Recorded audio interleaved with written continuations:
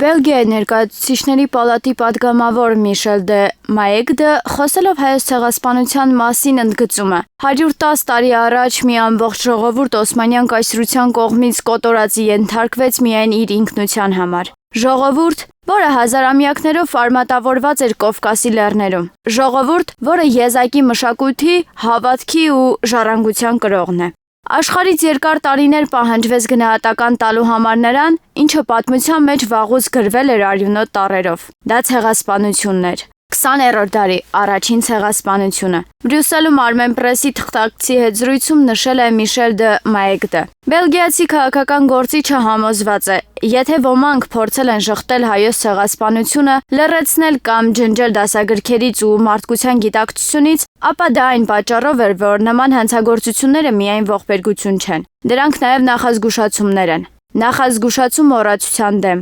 նախազգուշացում ատելությունը տրիվիալ դարձնելու դեմ, նախազգուշացում բռնատիրության տրամաբանության դեմ, որոնք կրկնվում են դարից դար, մայրցամաքից մայրցամաք։ Մենք իրավունք չունենք լռելու։ Չպետք է մեր հայացքը դարձնենք այն ցավից, զայրույթից ու սգից, որին ի պատասխան կա հույս, մի ապագայի հույս, որտեղ հիշողությունը այլևս բեռ չէ, ուժ է։ Դա նաև հայ երիտասարդության հույսն է, որն աշխարհում ամենուր կառուցում է, ստեղծում, ասել է Բելգիայի ներկայացուցիչների պալատի պատգամավոր Միշել դե Մայեգդը։ Բելգիացի պատգամավորը շեշտել է. Այսօր էլ Հայաստանը վտանգված է։ Սպառնալիքի տակ է հարևան երկրի կողմից, որը հրաժարվում է խաղաղությունից եւ շարունակում է վախեցնելու, նվաստացնելու, ճնշելու քաղաքականությունը։ Լեռնային Ղարաբաղը հայաթափվել է Ադրբեջանի կողմից։ Հազարավոր տեղահանվածներ, քանդված ընտանիքներ։ Քաղաքական բանտարկյալներն այսօր էլ պահվում են Բաքվում։ Շանտաժի դիվանագիտություն է իրականացվում,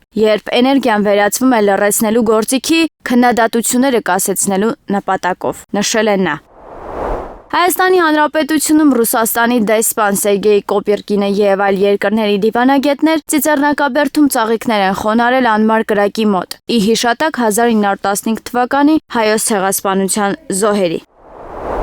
Եվրոպական խորհրդարանում Կիպրոսը ներկայացնող պատգամավոր Կոստաս Մավրիդեսը նշում է, որ Թուրքիայի նախագահ Ռեջեփ Թայիպ Էրդողանի ռեժիմի կողմից հայոց ցեղասպանության շղթումը ոչ միայն ցեղասպանության շարունակություն է, այլ նաև նմանատիպ հանցագործությունների կրկնության վտանգավոր սերմ։ Կոստաս Մավրիդեսն այս մասին ասել է Բրյուսելում Armen Press-ի թղթակցի հետ զրույցում։ Հայոց ցեղասպանությունը եւ մարդկության դեմ այսպիսի հանցագործությունները պետք է ոչ միայն դատապարտվեն եւ ուսումնասիրվեն որպես պատմական հիշողության իրադարձություններ, այլև ընկալվեն որպես բարոյական դաս մեր ներկայի եւ ապագայի մասին, նշել է նա։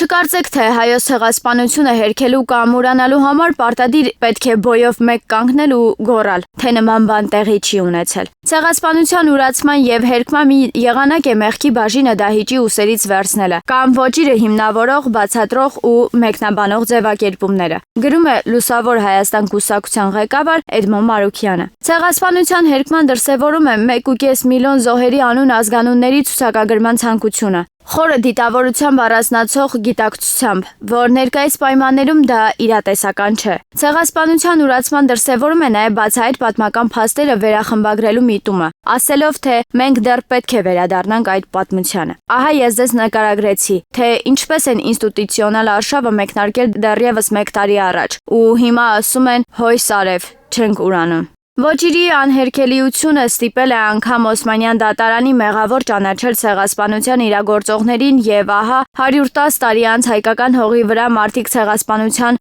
նոր մեղավորներ են ցանկանում նշանակել։